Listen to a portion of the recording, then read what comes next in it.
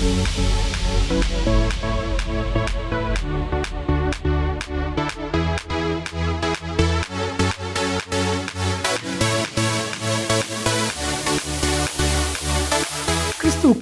மிகவும் பிரியமானவர்களே, திருமறை தியானம் இந்த நிகழ்ச்சியை நமக்கு வழங்குகிற மதிப்பிற்குரிய டாக்டர் ரெவரண்ட் பால்ராஜ் அதிசயமணி ஐயா மும்பை பட்டணத்தில் மெத்தடிஸ்ட் திருச்சபையினுடைய போதகராய் பணியாற்றி இறைபணியை செய்தவர்கள். கடந்த 40 ஆண்டுகளாக இந்தியாவிலும் உலகத்தின் பல தேசங்களிலும் ஆண்டவருடைய அருள் வார்த்தையை வல்லமையாய் பிரசங்கித்து வருகிறார்கள். திருச்சபைகள், ஊழியர் நிறுவனங்கள், இன்னும் பல பகுதிகளிலே கர்த்தரால் வல்லமையாய் பயன்படுத்தப்பட்டு வருகிறார்கள்.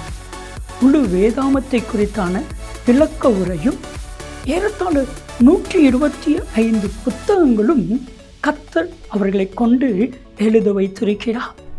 அவர்களுடைய எளிமையான பிரசங்கம், வல்லமை நிறைந்த கர்த்தருடைய வார்த்தை, ஆழமான கருத்துக்கள், வேதாகமத்தினுடைய ஆழமான விளக்க உரைகள் பலாயிரக்கணக்கான லட்சக்கணக்கான மக்களுக்கு மிகவும் பிரோஜனமாக, ரட்சிப்புக்கு ஏதுவாக கர்த்தர் அன்பு ஐயாவை பயன்படுத்தி வருகிறார்.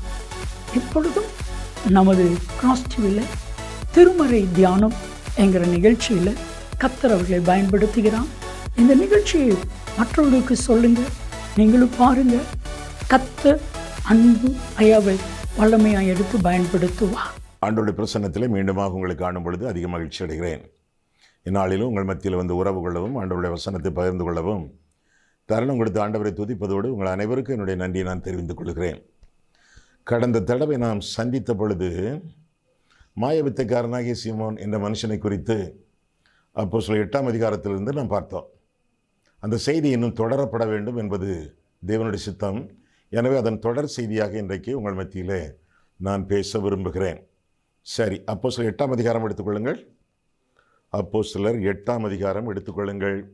அதில் சில வசனங்களை நான் வாசித்துவிட்டு தொடர்பாக இன்றைய நாளின் செய்திக்கு நாம் செல்லுவோம். அப்போஸ்தலர் 8:18 முதல், அப்போஸ்தலர் தங்கள் கைகளை அவர்கள் மேல் வைத்ததினால் பரிசுத்தாவி தந்தளிப்படுகிறதை சீமோன் கண்டபோது அவர்களிடத்தில் பணத்தை கொண்டு வந்து, நான் எவன் மேல் என் கைகளை வைக்கிறேனோ அவன் பரிசுத்தாவியை பெறத்தக்கதாக எனக்கும் இந்த அதிகாரத்தை கொடுக்க வேண்டும் என்றான். பேதுரு அவனை நோக்கி, தேவனுடைய வரத்தை பணத்தினாலே சம்பாதித்துக் கொள்ளலாம் என்று நீ நினைத்தபடியால் உன் பணம் உன்னோட கூட நாசமாய் போக கிடவது. உன் இருதயம் தேவனுக்கு முன்பாக செம்மையாய் இராதபடியால் இந்த விஷயத்தில் உனக்கு பங்கும் இல்லை பாகமும் இல்லை. ஆகையால் நீ உன் துர்க்குணத்தை விட்டு மனம் திரும்பி, இன்னும் மனம் திரும்பலையே, மனம் திரும்பி தேவனை நோக்கி வேண்டிக்கொள். தேவனை நோக்கி நீ வேண்டிக்கொள், தேவனை நோக்கி வேண்டிக்கொள். ஒருவேளை உன் இருதயத்தின் எண்ணம் உனக்கு மன்னிக்கப்படலாம். நீ கசப்பான பிச்சிலும் பாவக்கட்டிலும் அகப்பட்டிருக்கிறதாக காண்கிறேன் என்றான். அதற்கு சீமோன், நீங்கள் சொன்ன காரியங்களில் ஒன்றும் எனக்கு நேரிடாதபடிக்கு எனக்காக கர்த்தரை வேண்டிக் கொள்ளுங்கள் என்றான் என்று வாசிக்கிறோம். மாயவித்தைக்காரன், மனம் திரும்பாத விசுவாசி, மாம்சிக வியாபாரி, மதியற்ற மனுஷன். இந்த மனுஷனை குறித்து கடந்த தடவை நாம் சந்தித்த பொழுது சிந்தித்தோம். இன்றைக்கு ஒரு தொடர் செய்தி. இவனிடத்தில் காணப்பட்ட மாயமான விசுவாசம், மாய்மாலமான விசுவாசம். பவுல் தீமோத்தேயுவினிடத்தில் சொல்லும் பொழுது 2 தீமோத்தேயு 1ஆம் அதிகாரம் 4ஆம் வசனத்தில் உன்னில் உள்ள மாயமற்ற விசுவாசம் என்று சொல்வதாக பார்க்கிறோம். மாய்மாலம் இல்லாத விசுவாசம், உண்மையான விசுவாசம், உத்தமமான விசுவாசம் என்று சொல்லி தீமோத்தேயுவை பவுல் புகழ்ந்ததாக வேதத்தில் வாசிக்கிறோம். இந்த மனுஷனிடத்தில் காணப்படுவதோ மாயமான விசுவாசம், மாய்மாலமான விசுவாசம் என்று சொல்லி அவனை குறித்து பார்க்கிறோம். இந்த மாய்மாலமான விசுவாசம் நம்மிடத்தில் உண்டா அல்லது மாயமற்ற விசுவாசம் நம்மிடத்தில் காணப்படுகிறதா? மாய்மாலமான விசுவாசம், இதனுடைய அடிப்படை காரியங்கள் என்ன? இதை உருவாக்கக்கூடிய தவறான அம்சங்கள் யாவை? 1, முதலாவதாக பெருமை. பெருமை, சுயம், நான் பெரியவன், ஏற்கனவே பெரிய சக்தி என்று என்னை எல்லாரும் அழைக்கிறார்கள். 10ஆம் வசனம் பாருங்கள், தேவனுடைய பெரிதான சக்தி இவன் தான், என்று எண்ணி சிறியோர் பெரியோர் யாவரும் அவனுக்கு செவி கொடுத்து வந்தார்கள். ஏற்கனவே நான் ஒரு பெரிய சக்தி, இதற்கு மேல் நான் பெரிய சக்தியாக மாற விரும்புகிறேன். என்னிலும் பெரிய சக்தி இங்கே வந்து விட்டது. பிலிப்பு இருக்கிறான், பேதுரு இருக்கிறான், இன்னும் அது மட்டுமல்ல யோவான் இருக்கிறான். இந்த மூவரை காட்டிலும் பெரிய சக்தியாக நான் மாற வேண்டும். என்ன செய்ய? அவர்கள் கைகளை வைத்ததினாலே பரிசுத்த ஆவியானவர் தந்தரளப்படுகிறார். நானும் யார் மேலே கையை வைக்கிறேனோ அவர்களுக்கு ஆவியானவர் தந்தரளப்பட வேண்டும். பெரிய ஆளாக விளங்க வேண்டும். பெருமை அவரிடத்திலே காணப்படுவதாக பார்க்கிறோம். சுயம் அவனுடைய வாழ்க்கையை சீரழித்துக் கொண்டிருப்பதாக நாம் காண்கிறோம். மற்றவர்களால் ஒத்துக்கொள்ளப்பட்ட ஒரு பெரிய ஹீரோ இந்த மனுஷன், மாயவித்தைக்காரனாகிய சீமோன். எல்லாருடைய கவனமும் இவன் மேலேயே இருக்கிறது. தேவனுடைய மகா சக்தி என்று ஏற்கனவே அழைக்கப்பட்டு விட்டான்.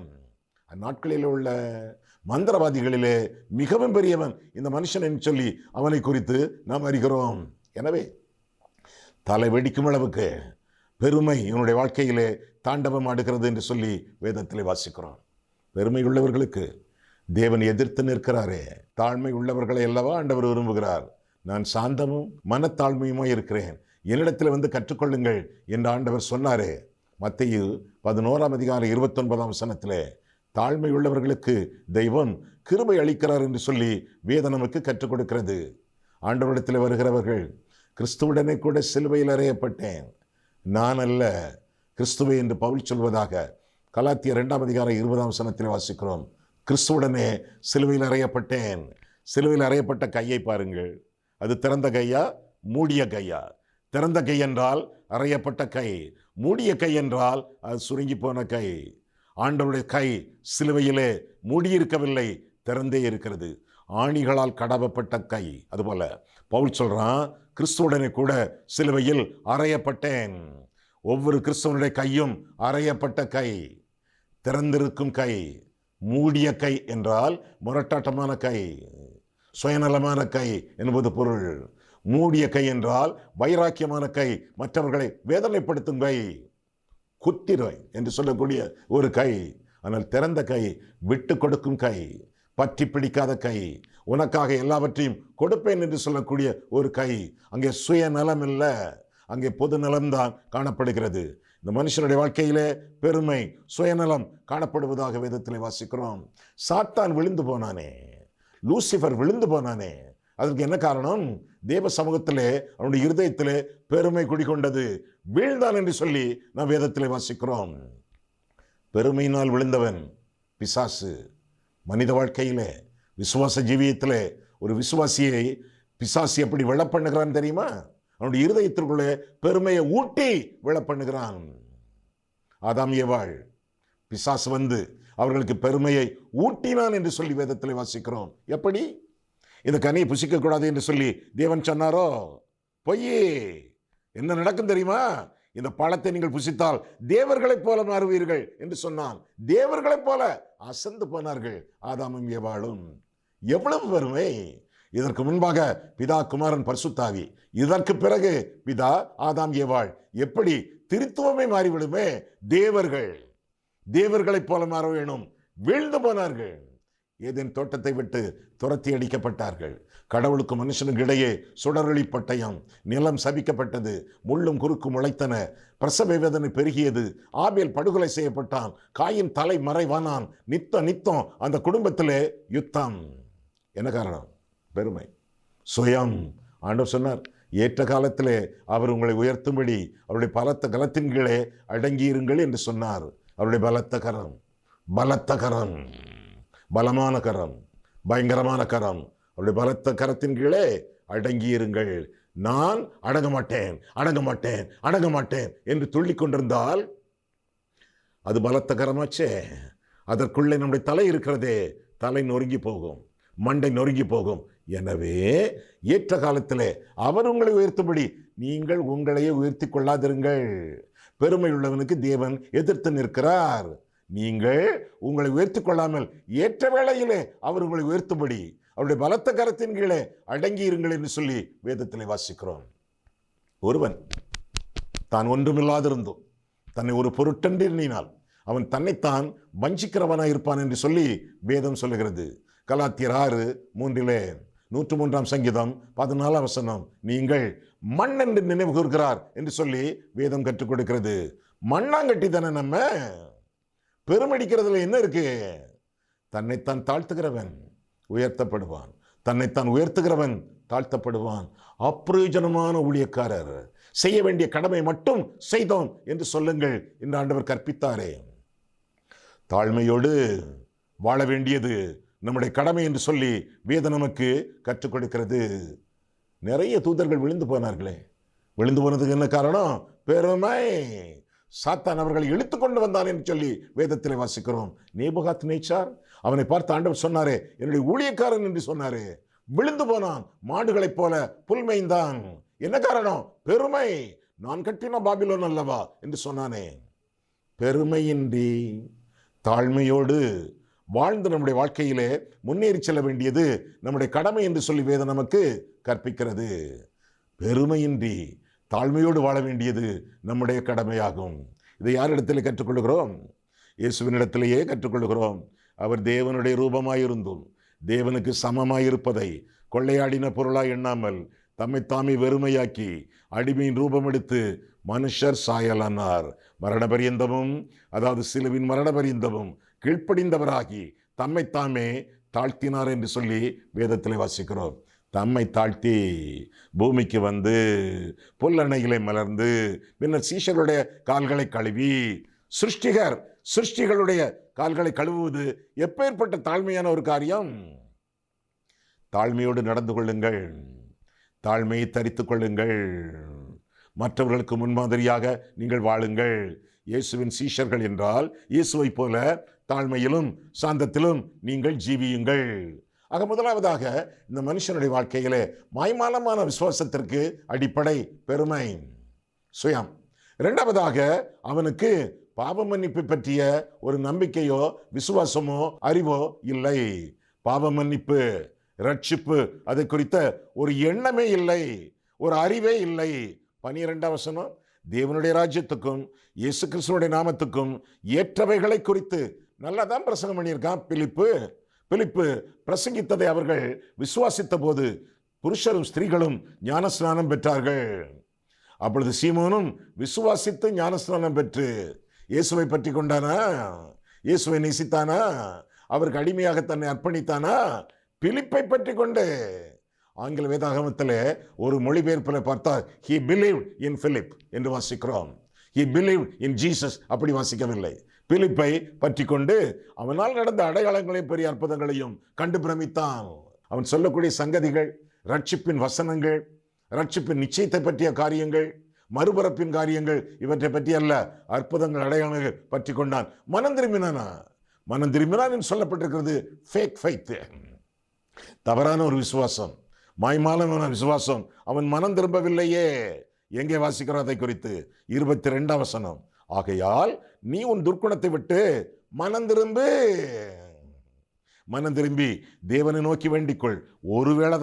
ஒருவேளை உன் இருதயத்தின் எண்ணம் உனக்கு மன்னிக்கப்படலாம். இதுவரை மன்னிப்பில்லை, ரட்சிப்பு இல்லை, பாவ மன்னிப்பு இல்லை. பாவ மன்னிப்பை பெறாத ஒரு விசுவாசி, மாய்மாலமான ஒரு மனுஷன் என்று சொல்லி அவனை குறித்து வேதத்தில் வாசிக்கிறோம். இவனை என்ன சொல்லலாம்? விசுவாசி என்று சொல்லலாமா? விசிறி என்று சொல்லலாமா? Is a believer or a fan? பிலிப்புவுக்கு விசிறின்னு சொல்லலாமா? அப்படிதான் சொல்லலாம்னு நான் நினைக்கிறேன்.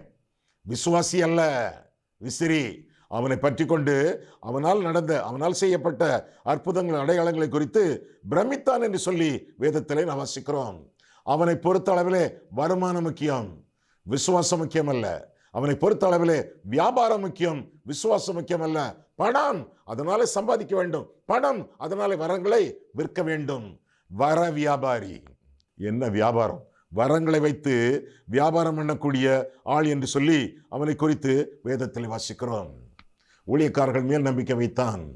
இந்த ஊழியக்காரர்களை அனுப்பிய, அந்த ஊழியக்காரர்களை ஆசீர்வதிக்கக்கூடிய ஆண்டவர் பேரில் அவனுக்கு நம்பிக்கை அறவே இல்லை. பழைய ஏற்பாட்டின் பார்வோன் அப்படித்தான். அவனுக்கு மோசேயின் பேரிலே, ஆரோனின் பேரிலே நம்பிக்கை இருந்தது. ஆண்டவரிடத்தில் அவனுக்கு நம்பிக்கை இல்லை. சிலருக்கு கடவுள் பக்தி உண்டு, கடவுள் நம்பிக்கை உண்டு, 30 முக்கோடி தேவர்கள் மேல் நம்பிக்கை உண்டு. விசுவாசம் உண்டு. அந்த 30 தேவர்கள் யார் அது தெரியாது, ஒரு 10 பேர் தான் தெரியும். 30 பேர் மேல் விசுவாசமே இருந்தும் ஒருவர் முக்கியம். யார் அது? இயேசு. ஏன்? அவர் சொன்னார், தேவனிடத்திலே விசுவாசமாயிருங்கள், என்னிடத்திலும் விசுவாசமாயிருங்கள். யோவான் 14:1. கடவுள் பக்தி இருந்தால் மட்டும் போதாது, இயேசுவுக்கு வாழ்க்கை அர்ப்பணிக்க வேண்டும். எந்த கடவுளை வணங்கினாலும் சரி, இயேசு முக்கியம். அவரன்றி ஒன்றுமே கிடையாது. எனவே நான் காலையில் ஜெபித்தேன், கடவுளை நோக்கி விண்ணப்பித்தேன். எந்த கடவுள் அவரு? சொல்லுங்க. உண்மையான தெய்வம், மெய்யான ஆண்டவர், மேலான கர்த்தர், ஆண்டவராகிய இயேசு கிறிஸ்து. 30 தேவர்கள் வணங்கப்படக்கூடிய இந்தியாவிலே ஒரு மனுஷன் வந்தான் வெளிநாட்டிலிருந்து. அவன்தான் இவர்களுக்கு ஆண்டவர் இயேசு கிறிஸ்து தேவன், அவர் மட்டுமே தேவன் என்று அறிவித்தான். தோமா முதல் நூற்றாண்டிலே வந்தவன், 52 வந்தவன், உயிர்த்தெழுந்த இயேசு கிறிஸ்துவை தரிசித்து விட்டு சொன்னான், என் ஆண்டவரே, என் தேவனே என்று சொன்னான். ஆண்டவரை தேவன் என்று அழைத்த ஒரே சீஷன் தோமா என்று சொல்லி அவனை குறித்து வேதத்திலே வாசிக்கிறோம். இயேசு நம்முடைய வாழ்க்கையிலே ரொம்ப முக்கியம். அவரே ரட்சகர், அவரே நம்முடைய ஆத்தும மீட்பர். இந்த மனுஷனுக்கோ இந்த ரட்சிப்பை பற்றி, இந்த ரட்சகரை பற்றி ஒன்றும் தெரியவில்லை. நீ மனம் திரும்பு, மன்னிக்கப்படுவாய் அப்படி சொல்லல பேதுரு. ஒருவேளை உன்னுடைய இருதயத்தின் எண்ணம் மன்னிக்கப்படலாம் என்று சொல்வதாக வேதத்திலே வாசிக்கிறோம். பண ஆசையோடு வரங்களை வியாபாரம் பண்ணுகிறவர்களோடு நாம் வாழ்ந்து கொண்டிருக்கிறோம். இந்நாட்களிலே அவர்கள் ஆண்டவருடைய ராஜ்யத்தில் பிரவேசிப்பது அபூர்வமான காரியம். அப்படி ஐயா பாருங்களேன், மத்திய 7ஆம் அதிகாரம், மத்திய 7ஆம் அதிகாரத்தில் சில வசனங்களை நாம் பார்க்கும் பொழுது 15ஆம் வசனம், மத்திய 7:15 முதல், கள்ள தீர்க்கதரிசிகளுக்கு எச்சரிக்கையாயிருங்கள். அவர்கள் ஆட்டுத்தோலை போர்த்து கொண்டு உங்களிடத்தில் வருவார்கள். உள்ளத்தில் அவர்கள் பட்சிக்கிற ஓநாய்கள், வெளியாடுகள், உள்ளே ஓநாய்கள். 16, அவர்களுடைய கனிகளினாலே அவர்களை அறிவீர்கள். முட்செடிகளில் திராட்சப்பழங்களையும் முட்புண்டுகளில் அத்திப்பழங்களையும் பறிக்கிறார்களா? அப்படியே நல்ல மரம் எல்லாம் நல்ல கனிகளை கொடுக்கும், கெட்ட மரமும் கெட்ட கனிகளை கொடுக்கும். நல்ல மரம் கெட்ட கனிகளை கொடுக்க மாட்டாது, கெட்ட மரம் நல்ல கனிகளை கொடுக்க மாட்டாது. சரியா? இது நீளமான ஒரு முன்னுரை செய்தி. பிறகு ஊழியக்காரர்களிடத்தில் வருவோமே, என்ன பண்றாங்க பாருங்க. இந்த வசனங்களை எல்லாம் நீங்க கேட்கலையோ ரொம்ப நாளாக? சும்மா பாசிட்டிவா மேலெழுந்த வாரியாக உங்களை பிரியப்படுத்தக்கூடிய அளவிலே ஆண்டவர் நல்லவர் வல்லவர் ஜீவிக்கிறான்னு சொல்லி ஆசீர்வதித்துக் கொண்டே இருக்கிறார்களோ? ஊழியக்காரர்கள் முழுமையாக வேதத்தை போதிக்கவில்லையோ? உங்களுக்கு எச்சரிப்பின் சத்தத்தை தெரிவிக்கவில்லையோ? அடுத்த வசனம் 21ஆம் வசனம் முதல், பரலோகத்தில் இருக்கிற என் பிதாவின் சித்தப்படி செய்கிறவனே பரலோக ராஜ்யத்தில் பிரவேசிப்பானே அல்லாமல் என்னை நோக்கி கர்த்தாவே கர்த்தாவே என்று சொல்லுகிறவன் அதில் பிரவேசிப்பதில்லை. தேவ சித்தப்படி செய்கிறவனே தேவராஜ்யத்தில் பிரவேசிப்பானே ஒழிய என்னை நோக்கி கர்த்தாவே கர்த்தாவே என்று கத்துகிறவன் அல்ல என்று கர்த்தர் கற்பித்தார். அடுத்த வசனம் 22, அந்நாளில் அநேகர் என்னை நோக்கி. யார் அவங்க? அந்த அநேகர் ஊழியக்காரங்க தான், நம்ம டிவியில வர்றாங்களே அவங்க தான் என்னோட சேர்த்து. அந்நாளில் அநேகர் என்னை நோக்கி கர்த்தாவே கர்த்தாவே உமது நாமத்தினாலே தீர்க்க தரிசனம் உரைத்தோம் அல்லவா? தீர்க்கதரிசிகள் இயேசுவின் நாமத்தினாலே சொன்னவர்கள். உன் நாமத்தினாலே பிசாசுகளை துரத்தினோம் அல்லவா? உமது நாமத்தினாலே அநேக அற்புதங்களை செய்தோம் அல்லவா என்பார்கள். தீர்க்க தரிசனம் உரைத்தோம், நோய்களை குணமாக்கினோம், அற்புதங்கள் செய்தோம், பிசாசுகளை துரத்தினோம். Very good. என் நாமத்தினால செய்தீங்களா? இப்ப என்ன விஷயம்? எதற்காக வந்திருக்கீங்க? அப்படி கேட்கல. ஆண்டவர் என்ன சொன்னார்? அப்பொழுது நான் ஒரு காலம் உங்களை அறியவில்லை, அக்கிரம செய்கைக்காரரே என்னை விட்டு அகன்று போங்கள் என்று அவர்களுக்கு சொல்லுவேன். உங்களுடைய நாமத்தினாலே அதை செய்தோம் அல்லவா, இதை செய்தோம் அல்லவா, அற்புதங்கள், அடையாளங்கள், தீர்க்க தரிசனங்கள், பிசாசு துரத்துதல்கள் எல்லாவற்றையும் உம்முடைய நாமத்தினாலே, இந்த பரிசுத்த ஆவியின் வரங்களை பயன்படுத்தினோமே உம்முடைய நாமத்தினாலே. ஆண்டவர் என்ன சொன்னார்? அக்கிரம செய்கைக்காரரே அகன்று போங்கள் என்னை விட்டு, அறியேன் உங்களை. தேவ சித்தத்தின்படி செய்கிறவனே தேவராஜ்யத்தில் பிரவேசிப்பான். இதையெல்லாம் செய்தீர்களே, என்னுடைய சித்தத்தின்படி செய்யவில்லை, பிதாவின் சித்தத்தின்படி செய்யவில்லை, உங்களுடைய சுய சித்தத்தின்படி இதை செய்தீர்கள். என்னுடைய மகிமையை நீங்கள் நாடவில்லை, உங்கள் மகிமையை நீங்கள் நாடினீர்கள். என்னை பற்றும் விசுவாசத்தை நீங்கள் காத்துக்கொள்ளவில்லை, உங்களுடைய வருமானங்களை நீங்கள் பெருக்கினீர்கள். அக்கிரம செய்கைக்காரரே அகன்று போங்கள் என்னை விட்டு, என்னுடைய ராஜ்யத்தை நீங்கள் கட்டவில்லை, உங்களை சுற்றி குட்டி ராஜ்யங்களை கட்டினீர்கள், கட்டி கொண்டிருக்கிறீர்கள். எனவே குட்டிச்சுவராக போங்க. இதுதானே ஆண்டவர் சொன்ன வார்த்தைகளுக்கு பொழிப்புரை, விளக்க உரை. தேவ சித்தப்படி செய்கிறவர்களே தேவராஜ்யத்தில் பிரவேசிப்பார்கள். ஐயா, தேவ சித்தம் என்றால் என்ன அர்த்தம்? 24.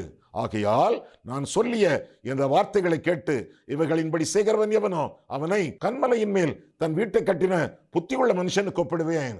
என் வார்த்தைகளை கேட்டு செய்கிறவன், ஆண்டவருடைய வசனம், ஆண்டவருடைய சித்தம். The word of God is the will of God. ஆண்டவருடைய வசனத்திற்கு ஒவ்வொரு நாளும் கீழ்ப்படியக்கூடிய வாழ்க்கை, தேவ சித்தத்திற்கு அடுத்த வாழ்க்கை, தேவ சித்தத்தின் நடுவிலே ஜீவிக்கக்கூடிய வாழ்க்கை, அந்த வாழ்க்கை உங்களிலே காணப்பட வேண்டும் என்று சொல்லி ஆண்டவர் அறிவிப்பதாக நாம் வேதத்திலே தெளிவாக நாம் வாசிக்கிறோம். ஆக இந்த மனுஷனுக்கு முதலாவதாக பெருமை, இரண்டாவதாக பாவ மன்னிப்பு இல்லை, மூன்றாவதாக பரிசுத்தாவியானவரை பற்றிய தெளிவான புத்தி இல்லை, அறிவு இல்லை. பரிசுத்தாவியானவரை பற்றிய தெளிவான அறிவில்லை. பணத்தை கொடுத்து பரிசுத்தாவியானவரை பெற்று பரிசுத்தாவியானவரை பணத்துக்கு விற்கலாம். இதுதான் அவனுடைய அறிவு. அப்படியா? ஆவியானவர் யாரெல்லாம் மனம் திரும்புகிறார்களோ அவர்களுக்குள்ளே அருளப்படக்கூடிய ஆவியானவர். நீங்களும் ரட்சிப்பின் சுவிசேஷத்தை கேட்டு சத்திய வசனத்தை விசுவாசிக்கும் பொழுது வாக்குத்தத்தம் பண்ணப்பட்ட பரிசுத்தாவியால் அவருக்குள் முத்திரை போடப்பட்டீர்கள். எபேசியர் 1:13. என்றைக்கு ரட்சிப்பின் சுவிசேஷத்தை கேட்டு சத்திய வசனத்தை கேட்டு விசுவாசிகள் ஆகிறோமோ அன்றைக்கே சீல்ட் வித் தி ஸ்பிரிட், ஆவியானவருக்குள்ளாக முத்திரை போடப்படுகிறோம். இன்னும் கர்த்தருடைய ஆவி எங்கேயோ அங்கே விடுதலை உண்டு. ஆவியானவர் வரும் பொழுது உங்களுக்கு ரட்சிப்பு உண்டு. ரட்சிக்கப்பட்ட பின் ஆவியானவர் அல்ல, ஆவியானவரை பெறும் பொழுது ரட்சிப்பு. பரிசுத்த ஆவியின் புதிதாக்குதலினாலே ரட்சிக்கப்பட்டீர்கள் என்று சொல்லி வேதத்தில் வாசிக்கிறோம். தீத்து 3:5. பரிசுத்த ஆவியானவரை பற்றிய காரியங்கள், தெளிவான அறிவுகள் இந்த மனுஷனுக்கு இல்லை. இன்றைய அநேக ஊழியர்காரர்களிடத்திலும் அது இல்லை. புரட்டி கொண்டே இருக்கிறார்கள், குழப்பிக்கொண்டே இருக்கிறார்கள். சபைகளிலே காணிக்கைகளை பிடுங்கி அந்த சபைகளையே வஞ்சித்துக் கொண்டிருக்கிறார்கள், ஏமாற்றிக் கொண்டிருக்கிறார்கள்.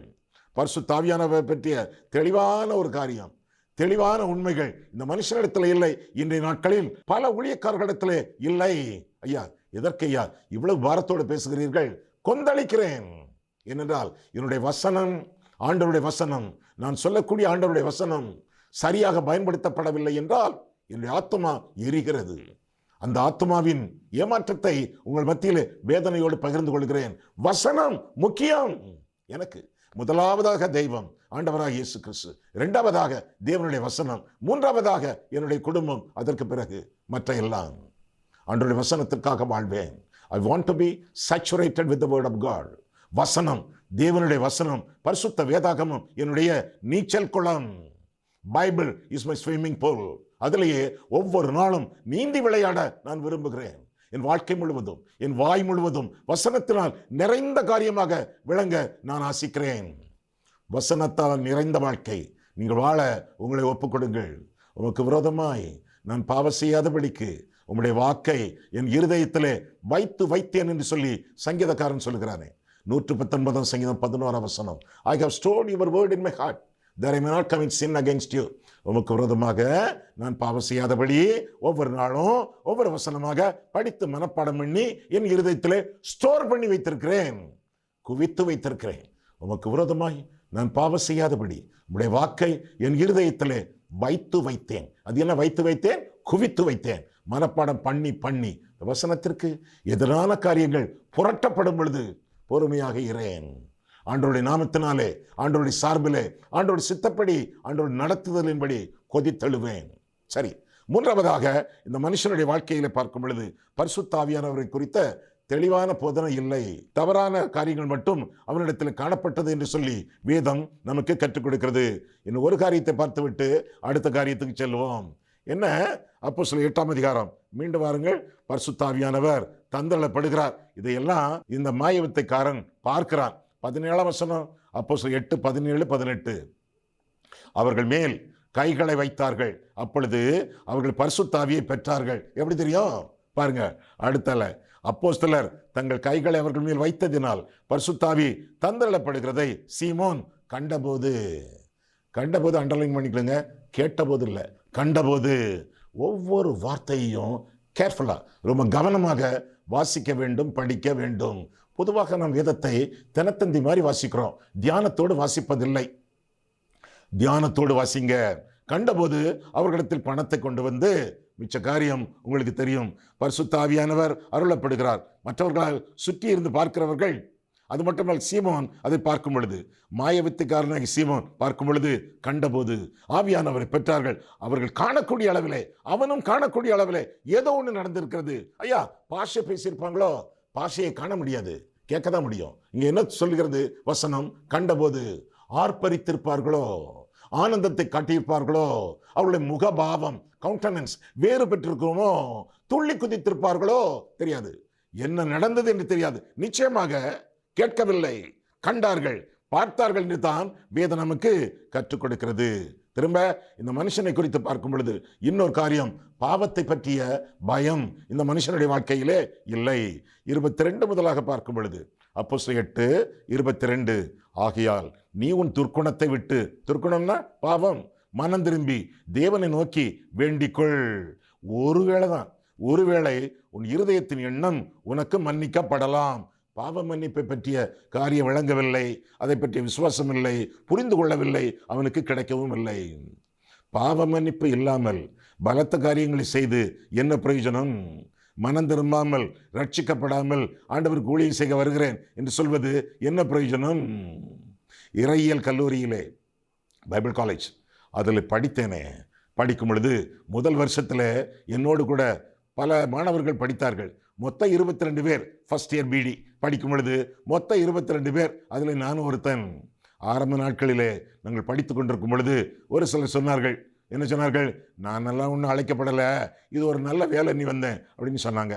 சிலர் சொன்னாங்க, எனக்கு அழைப்பில்லை, தாத்தா பாட்டிலாம் என்னை அர்ப்பணிச்சிருக்காங்க ஆண்டவருடைய ஊழியத்துக்காக, அதுக்காக வந்தேன்னு சொன்னாங்க. இன்னொருத்தர் சொன்னார், டேய் இந்த வேலையில சேர்ந்தா, எந்த வேலை? போதகருடைய வேலை சேர்ந்தா நல்ல வீடு கிடைக்கும், நல்ல சம்பளம் கிடைக்கும், மனைவிக்கு வேலை கிடைக்கும், கார் வாங்கிடலாம் அப்படிலாம் சொன்னாங்க, அதனால வந்தேன். இப்படி பல காரணங்கள் சொன்னாங்க. பொதுவாக நிறைய பேர் என்னை ஆண்டவர் அழைத்தார், அழைக்கப்பட்ட நான் அவருக்கு அடிபணிந்து அவருக்கு கீழ்ப்படிந்து நான் வந்தேன் அப்படின்னு நிறைய பேர் சொல்லலை. சொல்லியிருப்பாங்க. அவங்க புன்சிரிப்பு சிரித்து கொண்டே கேட்டுக்கொண்டே இருந்தார்கள். ஃபர்ஸ்ட் இயர் முடிஞ்சு போச்சு, செகண்ட் இயர் முடிஞ்சு போச்சு, கடைசி வருஷம் அந்த பிடி, அதுக்கு பரீட்சை எழுதணுமே. எத்தனை பேர்? ஆரம்பத்தில் 22 பேர், பரீட்சை எழுதியவர்கள் 9 பேர். மற்றவங்க எங்க? காணாமல் போனாங்களா? ஆமாம். சிலருக்கு வியாதிகள் வந்தன, விட்டுட்டு போயிட்டாங்க. சிலருக்கு வேற வேலை துபாயில், சிங்கப்பூரில் கிடைச்சது, ஷூ கம்பெனிலலாம் வேலை கிடைச்சது, விட்டுட்டு போயிட்டாங்க. சிலர் கல்யாணம் கட்டினாங்க, மனைவி ஒத்துழைக்கவில்லை, அப்படியே படிப்பை நிறுத்திட்டாங்க. பல காரணங்கள். ஒவ்வொரு காரணமாக அவர்கள் சொன்னார்கள். என்ன இருந்தாலும் வந்தவங்க நிறைய பேர், ஆனால் அவங்க பாஸ் பண்ணி கடைசியில் போதகர்களாக அல்லது ஊழியக்காரர்களாக மாறினவர்கள் வெகு சிலர். நம்முடைய வாழ்க்கையிலே ஆண்டவருடைய அழைப்பு என்று இல்லாமல் பாவங்கள் மன்னிக்கப்பட்டு பாவங்கள் நிவர்த்தியாகி யாரை நான் அனுப்புவேன், யார் நமது காரியமாய் போவான் என்று ஆண்டவர் சொன்ன பொழுது, இதோ நான் இருக்கிறேன், என்னை அனுப்பும் என்று சொல்லி ஏசாயா சொன்னானே, அதுபோல பாவங்கள் நிவர்த்தி பண்ணப்பட்டு பாவ மன்னிப்பு பெற்று ஆண்டவருடைய அழைப்பையும் பெற்று அழைப்பின் நிச்சயத்தோடு ஆண்டவருக்கு பணிபுரிவது நல்ல ஒரு காரியமாக நாம் எண்ணிக்கொள்ள வேண்டும். எனக்காக நீங்கள் ஆண்டவரிடத்தில் வேண்டிக் கொள்ளுங்கள் என்று இந்த மனுஷன் கேட்டுக்கொண்டதாக பார்க்கிறோம். உனக்கு காய்ச்சல்னா நீ தானே மருந்து குடிக்கணும், நானா குடிக்கணும்? உன் பாவத்திலிருந்து விடுதலை நீ பெற வேண்டும் என்றால் நீதான் பாவத்தை விட்டு மனம் திரும்ப வேண்டும், ஆண்டவருடைய இரத்தத்தினாலே கழுவப்பட வேண்டும். நான் வேண்டிக் கொண்டு என்ன பிரயோஜனம்? ஆண்டவர் இரக்கம் காட்டலாம், ஆண்டவர் உருக்கம் கொள்ளலாம், உன்னை மன்னிப்பதற்கு வேண்டிய எத்தனங்களை ஆண்டவர் பண்ணலாம். ஆனால் பாவத்திற்கு நீ முற்றுப்புள்ளி வைக்க வேண்டுமே. சீமோன், மாயவித்துக்காரனாகிய சீமோன், மனம் திரும்பி ஆண்டவரை நோக்கி வேண்டிக்கொள். அவனுடைய பாவங்கள் மன்னிக்கப்பட்டதாக வேதத்திலே பார்க்கவில்லை, உங்களுடைய பாவங்கள் மன்னிக்கப்பட்டதாக ஆண்டவருடைய ரட்சிப்பின் புஸ்தகத்திலே, ஜீவ புஸ்தகத்திலே எழுதப்பட வேண்டும். எனவே பாவங்களிலிருந்து மன்னிக்கப்பட்டு தேவனை, இயேசுவை இரட்சகராக ஏற்றுக்கொண்டு, ஆண்டவர் சொந்த இரட்சகராக ஏற்றுக்கொண்டு ஜீவ புஸ்தகத்தில் பெயர் எழுதப்பட்டவர்களாக மாயமற்ற விசுவாசத்தோடு வாழ வேண்டியது உங்களுடைய கடமை ஆகும். கண்களை மூடுவோம், கர்த்தரை பார்ப்போம். அன்புள்ள ஆண்டவரே, உம்முடைய வசனத்தை ஆராயவும் எங்கள் வாழ்க்கையை ஆராயவும் உம்முடைய சந்நிதியிலே எங்களை வழிநடத்தினீர், அதற்காக நன்றி செலுத்துகிறோம் சுவாமி. கர்த்தாவே, உம்முடைய வசனத்தை ஆராயவும் எங்கள் வாழ்க்கையை ஆராயவும் எங்களுக்கு உதவி செய்தீர், அதற்காக நன்றி செலுத்துகிறோம் சுவாமி. இந்த மாய்மாலமான ஒரு மனுஷன் அவனுடைய வாழ்க்கையிலிருந்து எதிர்மறையாக பல காரியங்களை நாங்கள் கற்றோம் ஆண்டவரே. நாங்கள் கற்ற இந்த எதிர்மறையான காரியங்கள் எங்களுடைய வாழ்க்கையில் காணப்படாமல் தாழ்மையோடு நாங்கள் ஜீவிக்கவும், அதே வேளையிலே எங்களுடைய ரட்சிப்பை குறித்து, பாவ மன்னிப்பை குறித்த நிச்சயத்தோடு நாங்கள் வாழவும், மேலாக ஆண்டவரே பரிசுத்த ஆவியானவருக்கு விரோதமான பாவங்களில் ஈடுபடாமல் ஆவியானவரை நாங்கள் சந்தோஷப்படுத்தக்கூடிய அளவிலே, ஆண்டவரை நாங்கள் பிரியப்படுத்தக்கூடிய அளவிலே, ஆண்டவருக்கு எல்லாவற்றிலும் கீழ்ப்படிந்து ஆண்டவருடைய சித்தத்தின் நடுவிலே நாங்கள் ஜீவிக்கத்தக்கதாக கிருபை செய்யும். மேலாக ஆண்டவரே பாவங்கள் எங்களை உறுத்தும் பொழுது பாவ மன்னிப்பின் நிச்சயத்தோடு வாழவும், பாவத்தை விட்டு விலகி வாழவும், பாவத்தை எதிர்த்து வாழவும் எங்களுக்கு உதவி செய்யும். பாவத்தை விரட்டி அல்லது பாவத்தை விட்டு விலகி ஆண்டவருக்கு மகிமையாக பற்றுறுதியோடு நாங்கள் ஜீவிக்க, உண்மையான மெய்யான விசுவாசத்தோடு ஜீவிக்க எங்களுக்கு நீர் அருள் புரியும். இயேசு கிறிஸ்துவின் நாமத்தில் ஜெபிக்கிறோம் பிதாவே, ஆமேன்.